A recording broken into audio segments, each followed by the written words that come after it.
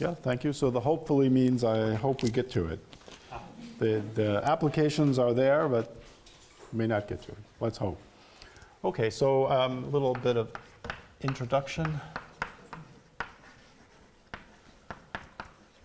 So just remind you about standard torus localization.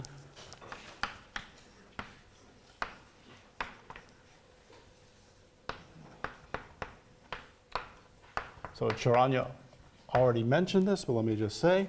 So we start out with an algebraic variety X with an action of some torus. So GM to the N. And then you have the localization to the fixed points, say in the equivariant Chow groups. I'll say how you construct this. This is by, well, I mean, it's by an algebraic version of the Borel construction, but I'll say more about that. So you have some polynomial, and if you invert it, the push forward from the fixed points to the whole variety gives you an isomorphism.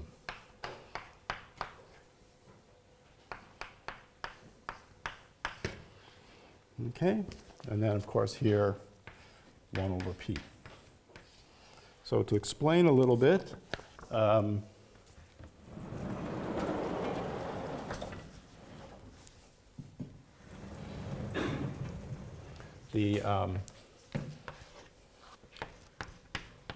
now we have sort of the cohomology version, the equivariant cohomological Chow ring, or it's a ring of beat of a point, which you also write as just the Chow ring of Bt, is a polynomial ring in first Chern classes of a bunch of line bundles, or maybe even pi 1, pi n, where, so if you have a representation of the torus, this corresponds to a line bundle on Bt, and the representation we take is just the ith projection. And then it has a Chern class in the Chow ring of Bt, which is essentially by definition this equivariant Chow ring of a point. And this thing acts on everything in sight, and the P is some element in here, not zero, homogeneous of some positive degree. Okay? So, in other words, there's some in this polynomial ring, which is just the equivariant Chow ring of a point, which acts on the equivariant Chow groups of anything in sight. There's some element P, and when you invert it, then the push forward from the fixed point locus to the whole thing gives you an isomorphism. P depends on X? Yes, P depends on X. Thank you for the comment. Yeah. I mean, you look at all the different types of T orbits in X, and it's a discrete invariant. If you have an orbit for the torus, it's some kind of discrete invariant. There aren't too many different possible ways of having a torus orbit. And there'll be only finitely many types. If you know those finitely many types, you know what P is. You already knew this, though. Okay, but that's the story. And then, in addition, there's, maybe I put it on here because it's sort of a side comment. Then you want to be able to compute things. So allied with this is the Bott residue theorem, Bott residue formula. So in this setting, we have to assume, or this inclusion here is, let's say, a regular embedding, regular immersion maybe. I'm starting to use this. So for example, if X is smooth, that's always the case. So you have a pullback map, And then if you have some x in this equivariant Chow groups of xt, then you'd like to know x should be, I lower star of some y. After inverting, then what's the y? Well, what do? So you write, sorry about this, but you write xt, you take a disjoint union of its connected components, maybe put a j here, and then this, you have the ij is the inclusion into x, and then what you can do is you can take ij upper star, some people write upper shriek because it's a regular embedding. You take this thing, and since a regular embedding, it has a normal bundle, and that will have, you can take the cap product with the Euler class, top Chern class if you like, in the equivariant sense of this normal bundle, but you have to invert it, so you have to invert some more stuff, and then you take the sum of the ij lower stars of these things. Sorry. Yeah, maybe I should say what for, let me just write down the formula. X is the sum of the ij lower stars of these things. So these things here are the y's where you have one of these on each of the components. So I hope I've made that completely incomprehensible. Good.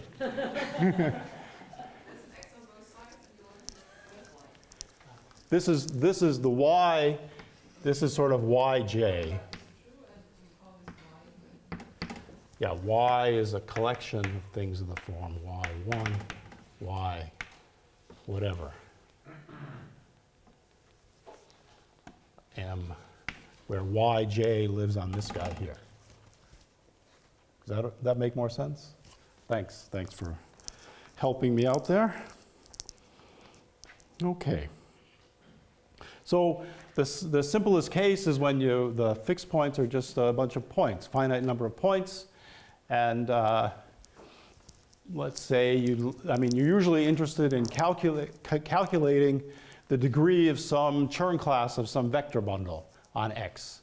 Let's say X is proper, so it has a degree, and let's say the Chern class will live in the top, the 0 cycles. And so since this is a push forward, you can calculate the equivariant degree from knowing what happens at the fixed points. And then you can compare the equivariant degree to the actual degree even after localization. So here's what makes this work. So let's suppose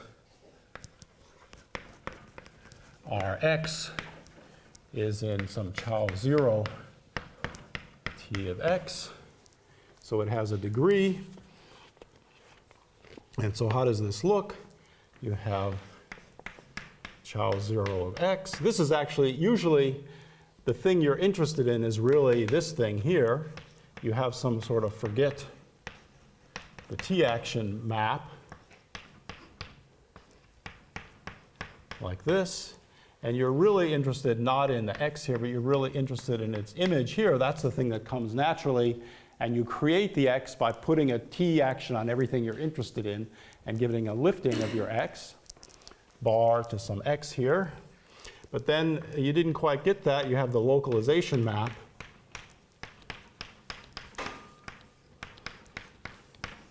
And this part, here you have your x, and here you have your x, let's say just x1 over p in the image. This part you can calculate by this formula. This is, of course, only after inverting stuff. Okay, and then, but you have the degree maps here. This will go to z. Now, which is just Chow, let's say 0 of a point. But now you have the same sort of equivariant degree going to Chow 0 t of a point. Okay, but remember, Chow, okay, I'm using lower indices instead of upper indices, so it's a point, so it doesn't matter. This is some polynomial ring, but this is just the degree 0 part in the polynomial ring. So these are equal, right? Because the degree 0 part in z adjoint t is just z. Great. And then here, this is again the degree 0 part. You're taking z adjoin these variables, 1 over p. But then you're taking degree 0. Well, I mean, the p might have some leading coefficients, right? You might be inverting some integers, but that's fairly harmless. So this would be, you know, z 1 over n for some n. But this is injective. Okay, so you're in good shape, right? This is the thing you're interested in for geometric problems. You use localization, you put a t action on everything, you get an equivariant class, you compute it by the Bott residue formula, and the degree that you get is the image of the usual degree after inverting n, but it still doesn't hurt you. So that's how you use this stuff. Okay, any questions? All right, so good. Now, what? The p is a polynomial or integer? It's a polynomial, but it might have, like it might be 3x, right? You invert 3x, and on the degree 0 part, you've inverted 3. Right? Okay, so now, very often you have sort of a, as Sharanya mentioned, you have this whole theory of virtual classes. So, I mean, a typical x, this x bar, might be a Chern class of some vector bundle. You put a t action on everything, you get the equivariant Chern class of the equivariant vector bundle. That's how you get this story. But what if this class here was a virtual fundamental class? Okay. Well, the virtual fundamental class for us old guys comes from a perfect obstruction theory. And again, that's some map of two-term complex to some cotangent complex. If you put a t action on x, it automatically acts on the cotangent complex. And, you know, if life is good, then you have an action on the perfect obstruction theory. So you get an equivariant virtual class here. And you'd hope to be able to do the same thing to compute it here by localization to the fixed points. And that's the theorem of Graeber-Ponderopande. So they extend this to I mean, the virtual fundamental class will live in something like this if you're lucky, right? Degrees might be dimension 0, so you can take its degree. And yeah, you can apply virtual localization, and you know it comes from something on the fixed points, but you like a formula to know where it comes from. So extend this to a virtual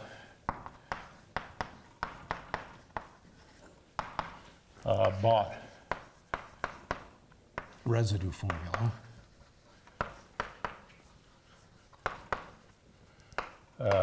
For virtual classes.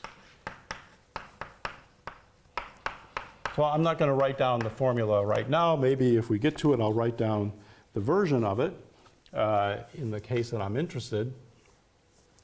Okay, so what's our goal here? So Tranya also mentioned that a lot of people, myself included, like to refine these kind of numerical invariants, like degrees being integers, to degrees being quadratic forms. And the way you do that is instead of using Chow groups, I mean, you could, you know, do this whole theory for K theory or for MGL, algebraic cobordism, all these theories. But you can also do it for things like Hermitian K theory or Chow-Witt groups, various other theories.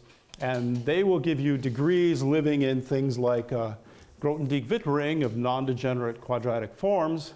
My favorite theory is very simple and naive. You have, so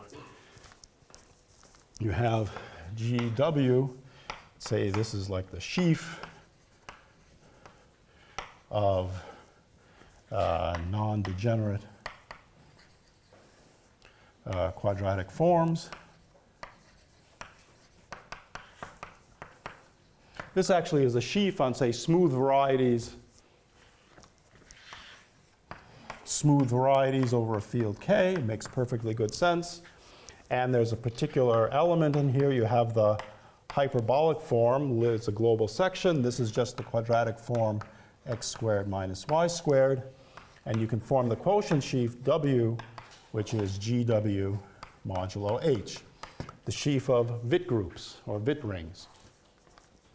And you get a particularly simple but very useful theory. You can take the theory X just takes the cohomology on X, Zariski or Nisnevich cohomology, it doesn't matter, of W, fairly naive thing. And if you know what the Chow-Witt groups are, they're like a quadratic refinement of the Chow groups.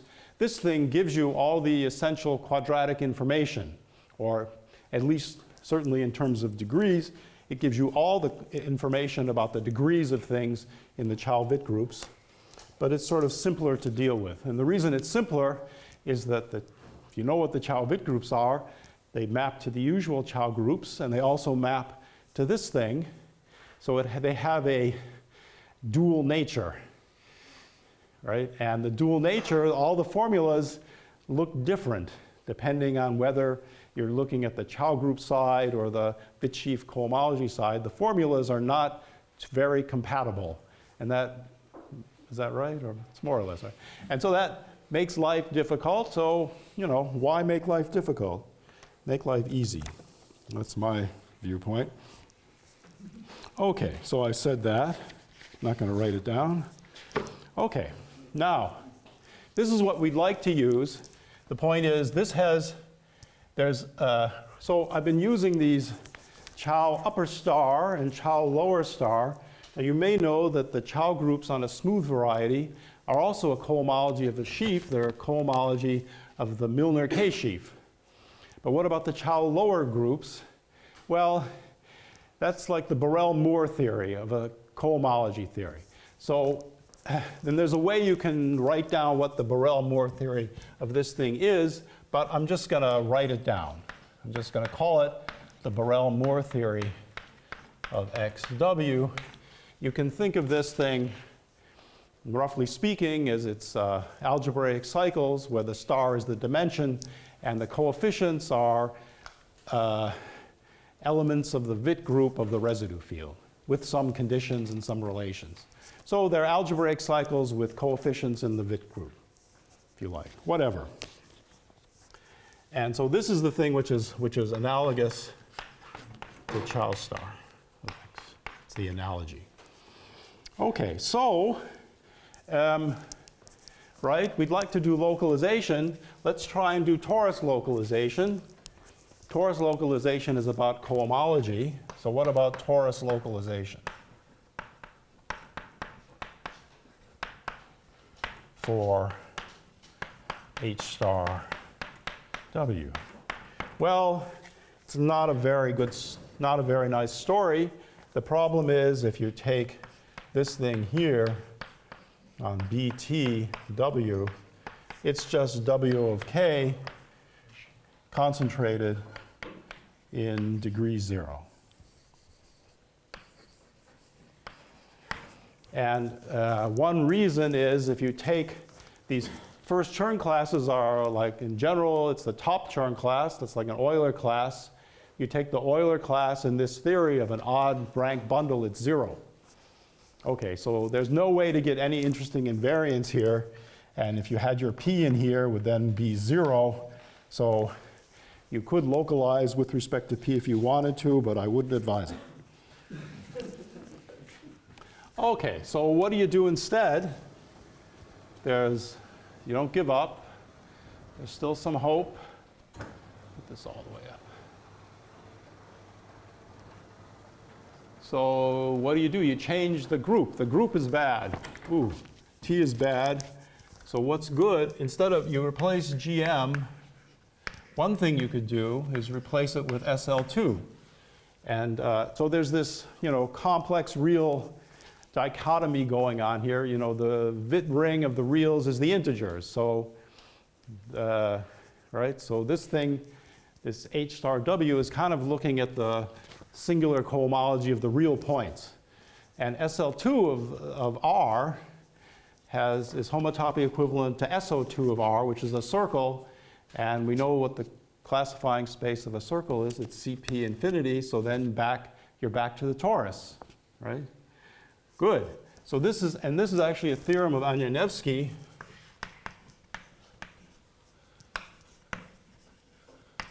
Tells us that the Witt-Schief cohomology of BSL2 is, so we're working over a field K, adjoin some element E, and what is E? Well, SL2, on BSL2 you have this tautological bundle E2, rank 2 bundle, again corresponding to the, if you want a rank 2 representation of SL2, you just put it inside of GL2, and that gives you this bundle. And you take its Euler class, which exists in this theory. This E is the Euler class for the Witt-Schief of this E2. And so this lives in H2. So just looking like C1 of O of 1 living in H2 of CP infinity. It's the same story. Good. Very good. So then you could hope to do localization with respect to SL2 actions.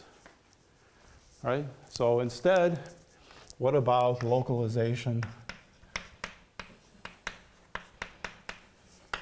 with respect to SL2 acting on some X? Well, this only works sometimes. There's a simple but bad example. So we have our F, which is, let's say, A2 is a scheme with the SL2 acting on it, as I said, just by thinking of F as column vectors, size 2. And so that's not so bad, but what you could do is now you can take sim2 of F. That gives you another SL2 action, induced action. This is just the action on symmetric bilinear forms, if you like, or it's dual. And then you could take the projective space. So I still haven't told you what this equivariant story is, but just believe me, if you take the SL2 equivariant cohomology of this piece, this is a two-dimensional projective space with an action of SL2. This is actually isomorphic to the cohomology of BSL2. You have kind of a projective bundle formula in this case, kind of, and you get this isomorphism. On the other hand, this has no fixed points.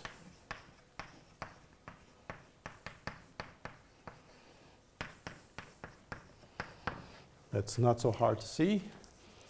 And so, I mean, the only fixed point in the sim2 is the 0 symmetric form. So, yeah, out of luck, right? You can't get rid of, this thing has no fixed points, and if you have localization, it says there be some polynomial in this E such that when you invert it, you get 0. Well, I mean, sometimes this Witt group is just 2 torsion, and then you can just invert 2, and okay. It's again like inverting 0. It's not very useful. But like for the reals, this is Z, and there's nothing you can do. So this is bad. So, but there is still hope. Yes? Question? No? Okay. So instead, you take N, which is equal to the normalizer of this rank 1 torus, just the diagonal matrices, inside of SL2. Take the normalizer in here.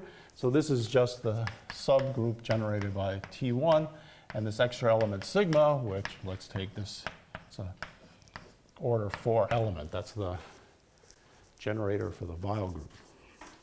Okay, and it turns out this has fairly good properties. Again, it's not so great with respect to two torsion, but you can't have everything. Okay, so instead of looking at the Wittschief cohomology of BSL2, we'd want to look at the Wittschief cohomology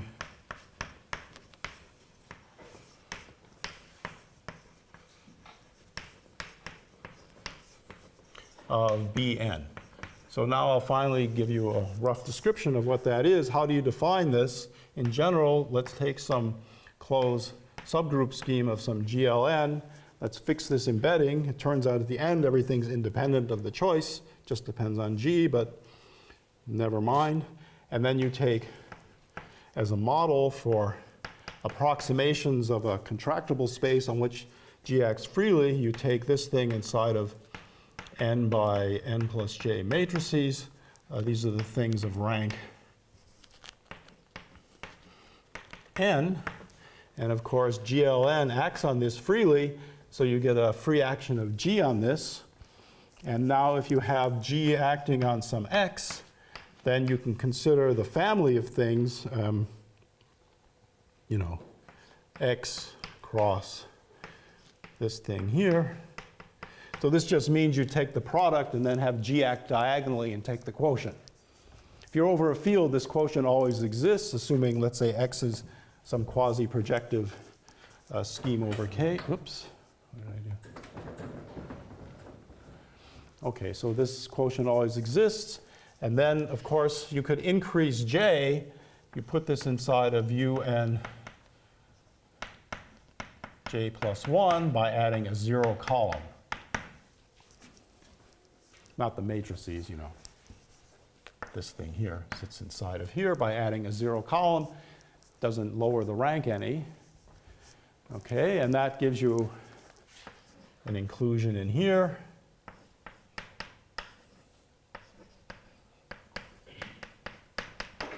Let's call that IXGJ. And then you can define, if you like, the G equivariant Wittschief cohomology on X just to be the inverse limit of these guys.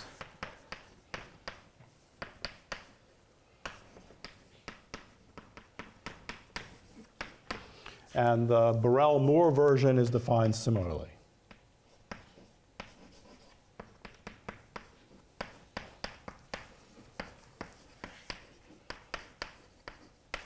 So there's a little technical thing here. The pullback is always defined, right? This is the limit under the pullback by these maps. This thing is a regular embedding, so you have sort of also pullbacks. Like for the Chow groups, you have these, you know, Fulton pullbacks for regular embeddings on the Chow groups, even though the schemes may be singular. It's the same thing here. So the limit of U is analog to the EET. Yeah, that's right.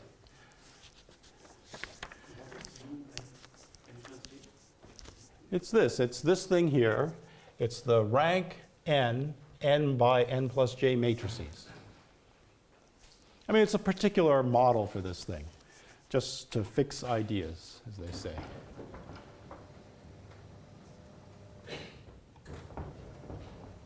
Okay, so that's what that theory is. And of course, this is not limited to the Wittschief cohomology. If you have any way of, you know, invariantly, of, you know, functorially defining cohomology, like with a Motivic ring spectrum or something, then this is a definition of one definition. Of course, the problem is that this limit is not a good idea, because limits are not always exact. But in this case, actually, this system, at least this system of Borel-Moore things, is always eventually constant. And so if X is smooth, then also the system of the cohomologies is eventually constant. So that's, if it's not smooth, there's some technical problem there, but don't worry about it.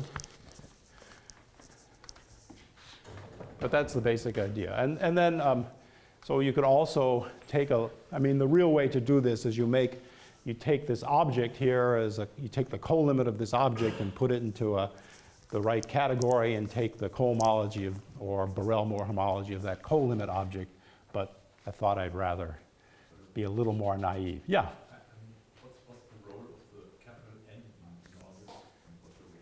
G would be n. Oh. And I would take just the embedding into GL2, given by the embedding into SL2 into GL2. Yeah, thanks for the question. This is just a general G, and so this works for n just as well. Yeah, thanks for clarifying that for me. Thanks. Okay, so, and Bn would just be represented by this object where you take x to be spec k. So you're just taking these u's modulo g or n. Is that okay? Or good. All right. So maybe I can, in this regard, let me state the theorem. It looks just like the usual theorem that we just saw.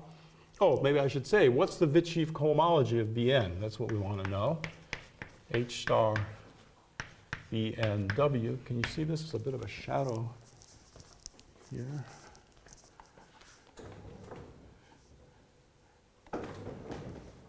Doesn't help too much. Okay. So first of all, maybe I should say, what's the Vitchev cohomology? Oh, I already told you what the Vitchev cohomology of BSL2 was. Let me just remind you. This was this WK adjoining this Euler class. And, you know, n mapping to BSL2, you get an induced map on the cohomology. So this thing becomes a module for this polynomial ring. And in fact, this is almost the same thing. There's a little problem here. There's an extra element x in the H0. Okay, so how does this x come about? It's like a quadratic form on Bn.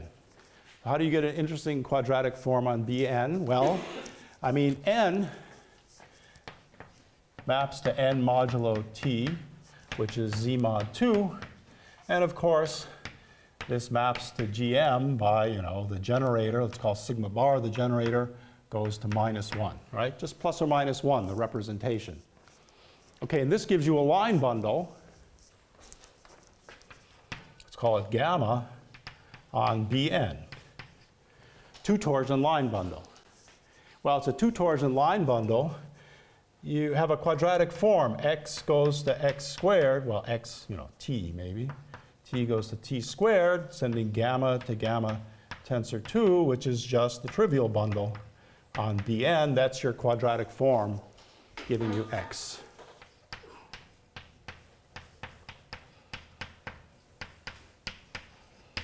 Okay, that's the x. Very simple. All right, but it satisfies a relation. It's a rank 1 quadratic form, so its square is the trivial bundle. And what does it do to the e? It sends it to minus e. So that's a description. Great. Well, okay. So now let me mention the localization theorem. So n localization theorem.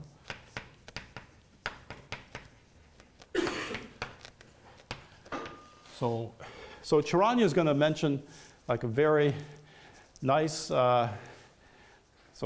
general type of localization theorems, and this will be a consequence of that, but then you have various computations you have to make in order to make it useful. So you need the computations in order to use it in particular cases. So that's kind of the extra information I'm giving you here for this particular case. So given an n action on some x, and you have some line bundle. So, of course, this is quadratic forms, but you can also take quadratic forms with values in a line bundle.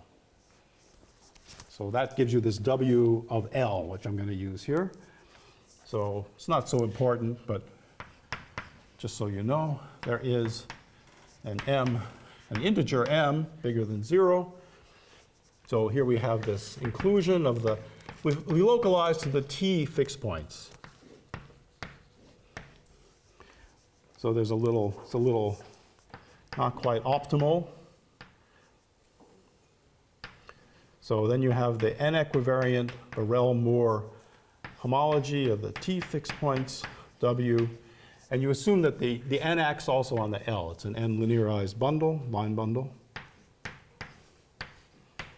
And the only thing you really need to invert, I mean, the only reasonable thing you can invert here is a polynomial in E, and so it's some power of E, maybe times some integer, right? That's the only interesting homogeneous polynomial.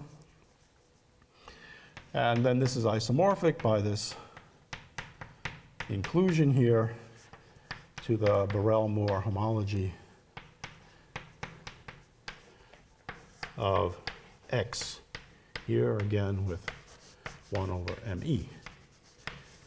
All right, so already you see a problem. What if M was 2? Well, you've already killed all the 2 torsion in the Witt groups, so it's bad, but that's what it is. So really you only get, there is interesting information coming from real embeddings of K given by signatures, and that's what lives in this story. All right, and maybe I'll get rid of this thing here and push this up a little bit. So let me just mention the corresponding Bott residue theorem.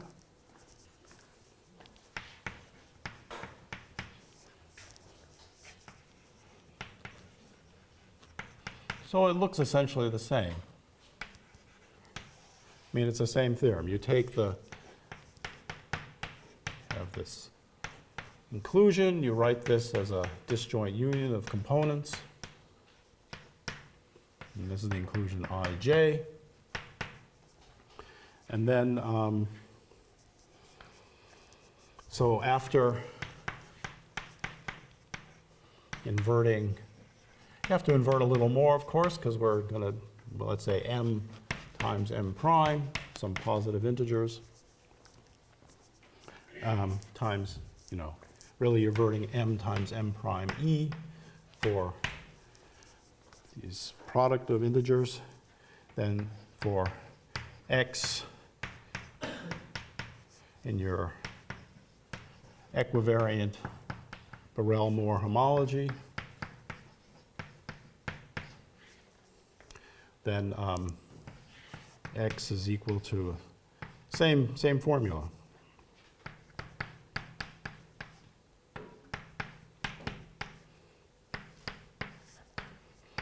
And then you have the n-equivariant Euler class of the normal bundle. Okay, so the point is in all these theories you have all this general yoga of push forwards, pullbacks, and that gives you Euler classes. So the Euler class of a bundle is you just push forward the unit and then pull it back. It's the Euler class. So once you have this general framework, then you have Euler classes, and that's the formula. Okay, so now let's just imagine that the T1 fixed points is a finite set of points, but we're really looking at the n equivariant theory of that. So all you have left is this extra 2 torsion, the Z mod 2 action. And so if you have a finite set of points of a scheme, there are 3 things that can happen with a Z mod 2 orbit. You can have a point where Z mod 2x trivially on the scheme x, so it means it fixes x and acts by the identity on the residue field. You can have 2 points which just get switched. And then there's something in the middle where you have 1 point that the point is fixed, but the Z2 acts by conjugation on the residue field. So the invariance, it's a quadratic. We're working away from characteristic 2 all the time. So it's a quadratic extension of the residue field of the invariance. And in the case of the free action where the points get switched, free action doesn't have any interesting cohomology, so you can just throw those away, and so you just have to worry about the 2 types of fixed points. And in practice, usually this complicated type where you have a quadratic extension doesn't seem to occur that much. Okay, good. But there's a computation in both cases. I mean, if you have a fixed point and it's really fixed, then this cohomology is just this homology is just the cohomology of Bn over that residue field. And in the other case, it's a little more complicated, but let's not worry about it. Okay, Any questions? So now for applications, it's nice to have the virtual localization theorem. So yeah, since I'm running out of time, let me just say, I could write it down, but it probably doesn't help to write it down. Let me just say, virtual localization also works.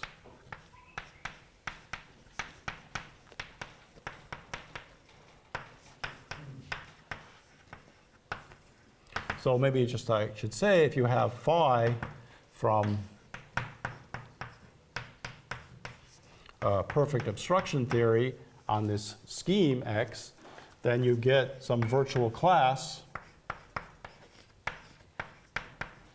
And let me put a W here, living in the Borel-Moore homology, and the degree is the rank, the virtual rank of this two-term complex E, and it's twisted by the determinant of E. Okay? So maybe I should say, the reason you construct these things is you want to get a number out of them or something out of them, you want their degree.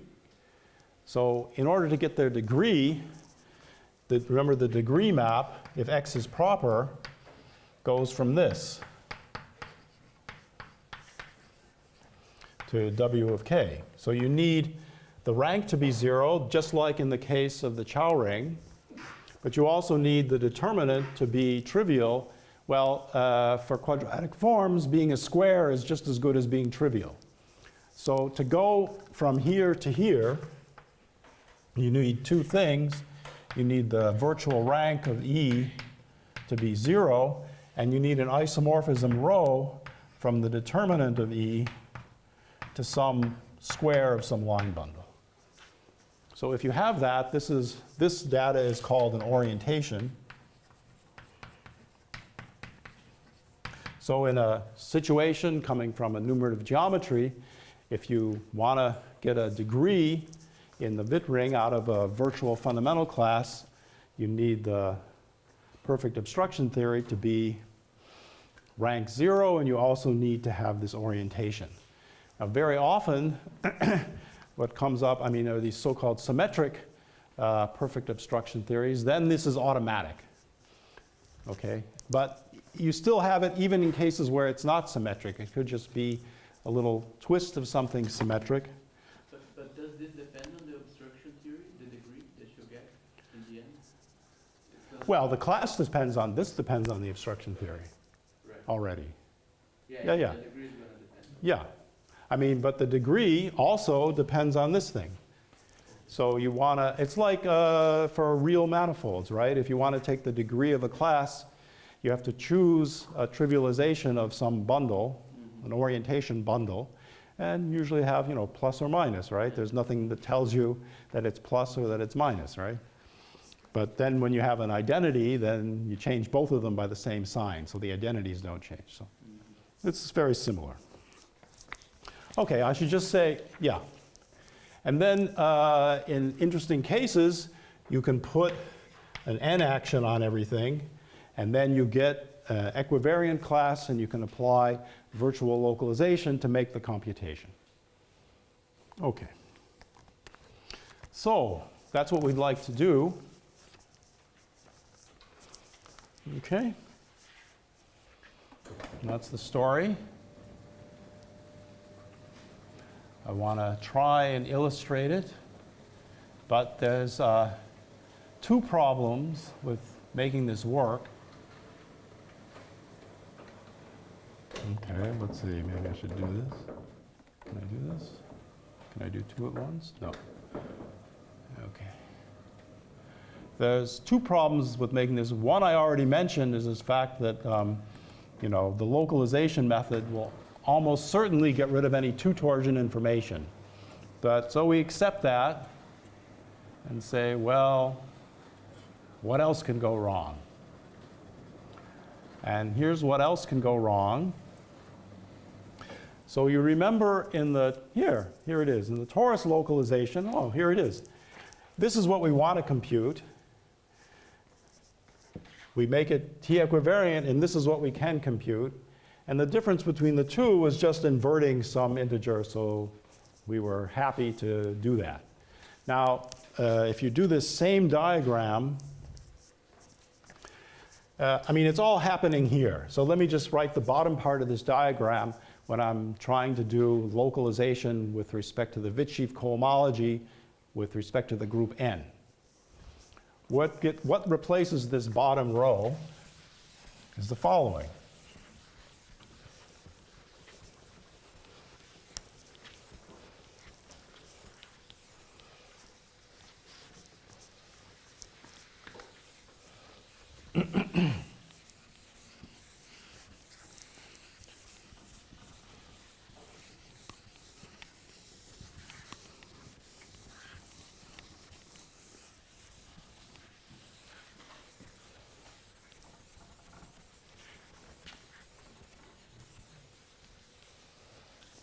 Okay, so what replaces the bottom row is this thing. So the non-equivariant part would just be W of k. This is where our degree is living, and we have some element x, we want to compute its degree. And then we had, this is forget n. This came from H0 Bn of W. Okay? And then we had localize, and this gives us H0 Bn W 1 over ME. Okay, this is where we can compute things if we're lucky, right? So what do we do here? Remember, this thing was W of k adjoin E and x modulo x squared minus 1 xe plus E. Okay? Well, so what's this thing here? This thing, so if you invert E, x just becomes minus 1. Right? X plus 1 is 0, right? If you invert E. So this, you get rid of the x, and this just becomes W of k 1 over m E plus or minus 1, right? Okay, that's fine. Can work with that. Okay. And here, so what's the map here? The map here is E goes to E, and x goes to minus 1. But what's the map here? Here the map is everything goes to 0. E goes to 0, and x goes to 0. Well, and our class here, so we had our class x bar, and we lifted it to a class x. We took its degree. It lives in here, so my degree of x will be a plus b. Oh, x was bad. Alpha. Here, alpha. Degree of alpha is a plus b times x. Okay, and what we're interested in is the degree of alpha bar, which was a. This a and this b are in W of k. Mark, it's H star of BNW. Yeah, sorry, it's H star. Thank you. But we're looking at we look in the degree 0 part. Yeah. Okay. But it still goes to here. I mean, this is the H star is just in degree 0. So we're only interested in the degree 0 part. But okay, thanks. Yeah. Okay. So, but here, where does this go? It goes to a minus b. So we go through this whole trouble to compute a minus b, but we don't want a minus b. We want a. Well, what?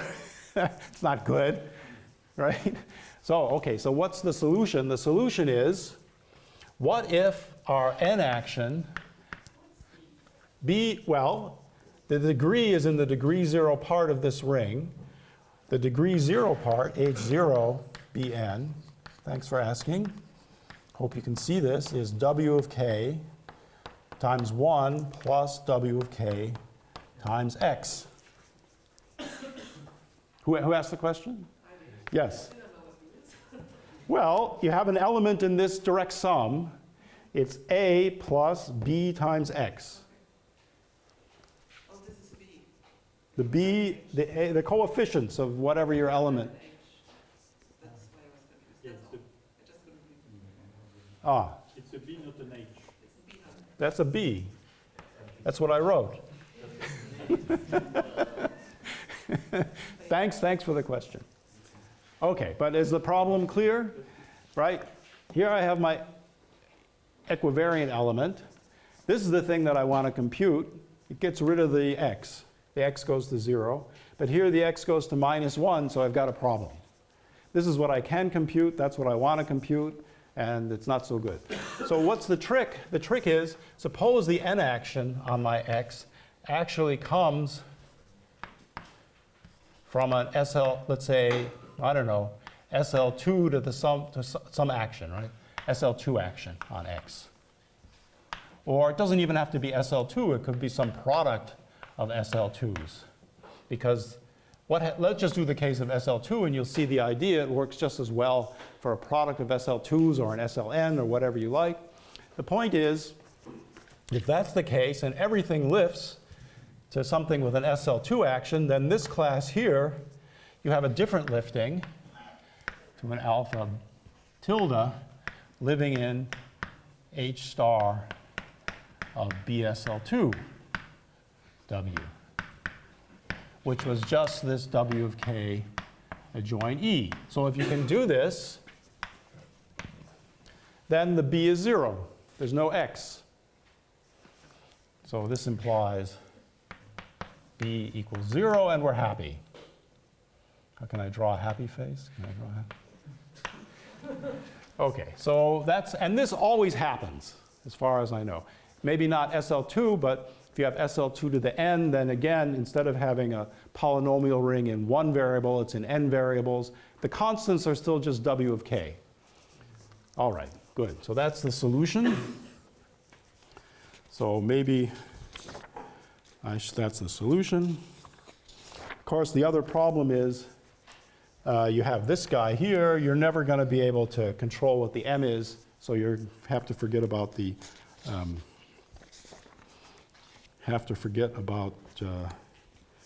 this. So let's see. So yeah, I don't have too much time left. So I already spoke about orientations for virtual fundamental classes. Very often what you want to do is just compute the Euler class of some bundle. And the Euler class of a bundle is a special case of a virtual fundamental class, if you like. It's a bad way to think about it. But if you want it, so orientations, remember orientations for a perfect obstruction theory, E to Lx was some rho giving you an isomorphism of the determinant of E with some square of some line bundle.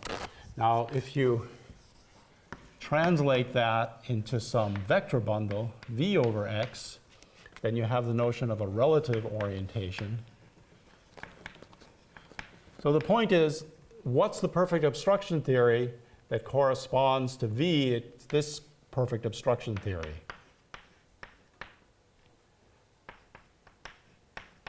So to speak. I mean, you're just sending this to 0 and using Lx. So the corresponding thing is, let's say x is smooth, for example, x smooth. Then this is just omega x. Going to omega x is the Lx. And so what it means is you want to have a rho going from the omega of x tensor the determinant, the inverse of the determinant of V to some L squared. That's a so-called relative orientation for a vector bundle, and it serves the same purpose. It takes the Euler class of the vector bundle will live in, or maybe the det of V or something like that. Maybe it's the inverse. Will live in the cohomology where R is the rank of X, W twisted by the inverse of the determinant of V, and then using this thing, this will be some square. Maybe even, yeah, up.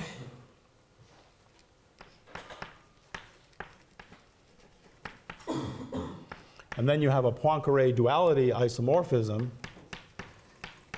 with the Borel-Moore homology in the dimension of x minus r w. So you can get this degree map if the rank is equal to the dimension. Okay, good. So maybe I just mentioned a few places where you get applications. So Sabrina will talk about the case of lines on hypersurfaces, smooth hypersurfaces of degree d equals 2n minus 1 in Pn plus 1. That's one way to do this. I'm not sure the localization method is really so relevant here, but let's just add it. Then there's another application which I did with Sabrina where we really did use, the localization method.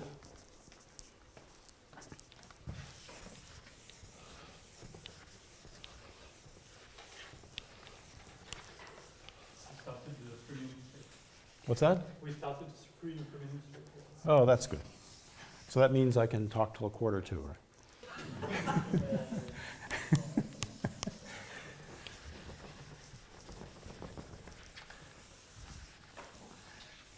Yeah. I told this story, but I was once chairman for a talk of, I think it was Joyal, and he was giving slides which gave the number of the slide he was on and the number that was left. And it was something, it was after the end of the hour, it was not even close. And he completely ignored all hints that I gave. So anyway, I'm not going to do that.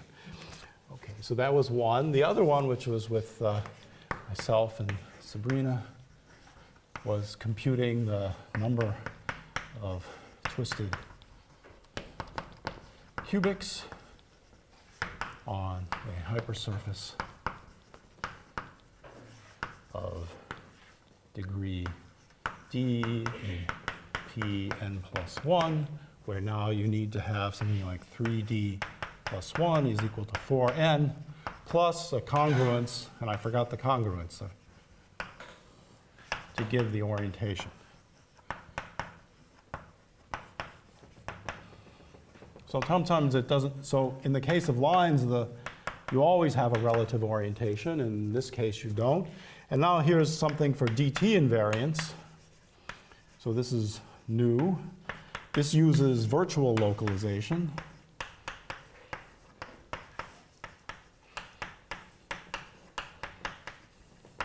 So this is work in the thesis of Annelies Viergever. So it says you take x to be, let's say, P3, that's what she looked at. And you look at Hilb n of P3. And so zero-dimensional degree n closed subschemes of P3. And this has, all these Hilb n's have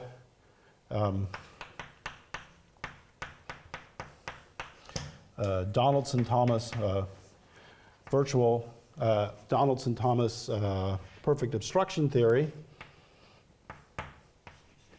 And so I showed that all these, that if you put a spin structure on a smooth projective threefold, which is a similar kind of thing, an isomorphism of the canonical sheaf with the square of a line bundle, that induces an orientation for this Donaldson-Thomas perfect obstruction theory. So you get this Ver thing lives in, and it's always of relative dimension, it's always of rank 0.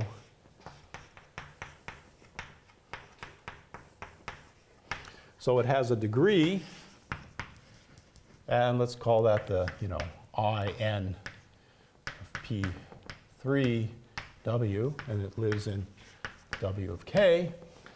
And so Annelies computed its signature, assuming K equals R, you have its signature to Z.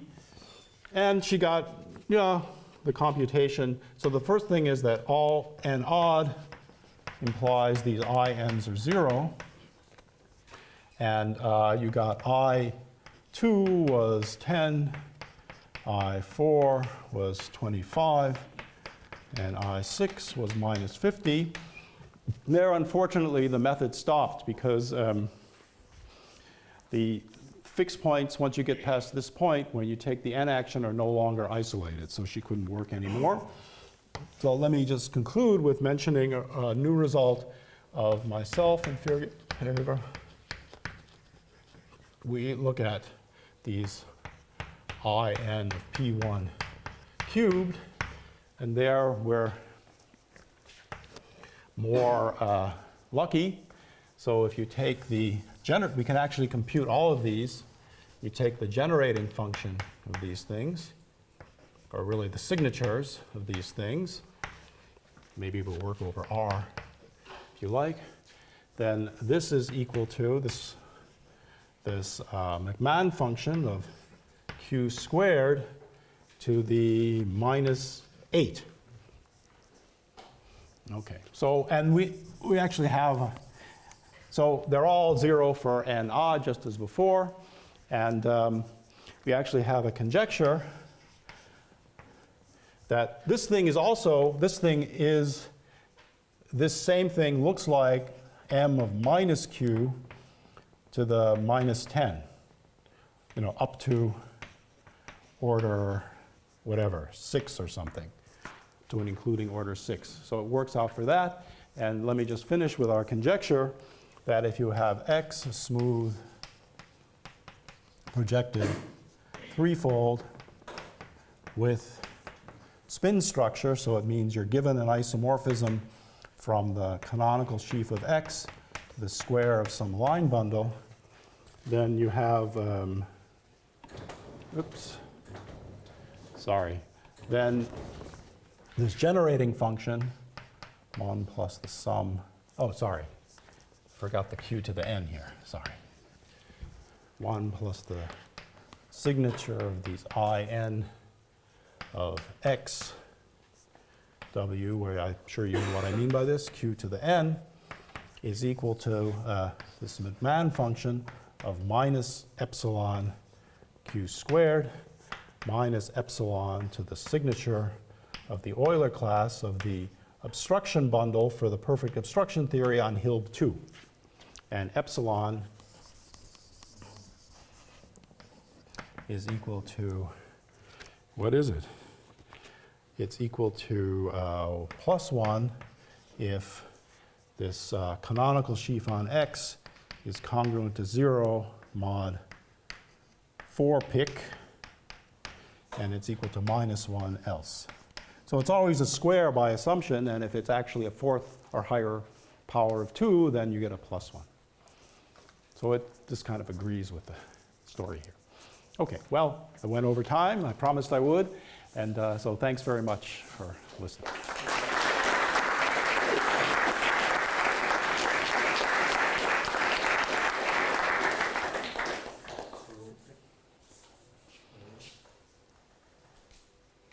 So other questions so far? We have to pass the mic because it's registered, recorded. What is this? Yeah, this is this McMahon function. This comes out in this formula first conjectured by Mollek, Nekrasov, Okonkov, and Pandarapande to give the generating function for the integer value degrees in this setting. So their theorem was if you took, just write it this way, 1 plus the sum of the in of x for the Chow ring, if you like, q to the n, this is equal to m of minus q to the C3 of tx tensor kx. For x a smooth projective threefold, and this m is the McMahon function, m of t is product 1 minus t to the n to the minus n. This counts three-dimensional or two-dimensional, depending on whether you're me or someone else, partitions, right? Partitions with two variables, lambda ij that increase in I and increase in j and add up to some n. You count the number of those. That's this is the counting, this is the generating series for that problem. Yeah. And what does this have to do with this? The point is that the first obstruction bundle is the dual of this thing here. So you should really put, this is the Euler class, it's a rank 3 bundle, so you really put minus the Euler class of the obstruction bundle. Okay, thanks. Other questions? Yeah.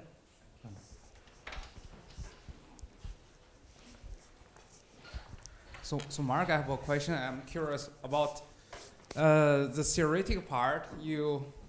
Because when you take before when we consider the oriented cohomology theory, like so for the Cho group about BT, it can be write as Z with free polynomial. For any like I think Tranya will probably mention this. For any oriented theory, it's essentially the same as for the localization theorems for the Chow group. Yes, and but once you change for the weight sheaf, it become somehow like a BSL2 oriented. No. Well, the Svitsheaf cohomology is what they call it's a SL2 eta local theory.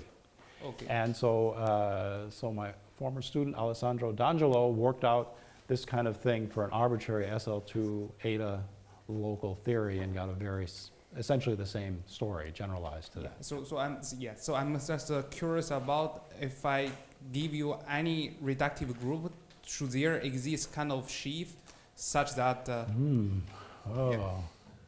Well, I mean, it doesn't work for T. T is a reductive group. I mean, depends. That's a thing. I mean, so Adrian suggested the circle inside of SL2. But that also is the same problem as SL2 does. It has lots of, or it has some homogeneous spaces that you can't get rid of by localization. So, sometimes you get lucky. Okay, thanks, Mark. I don't have a real nice description of why N is working so well. Okay.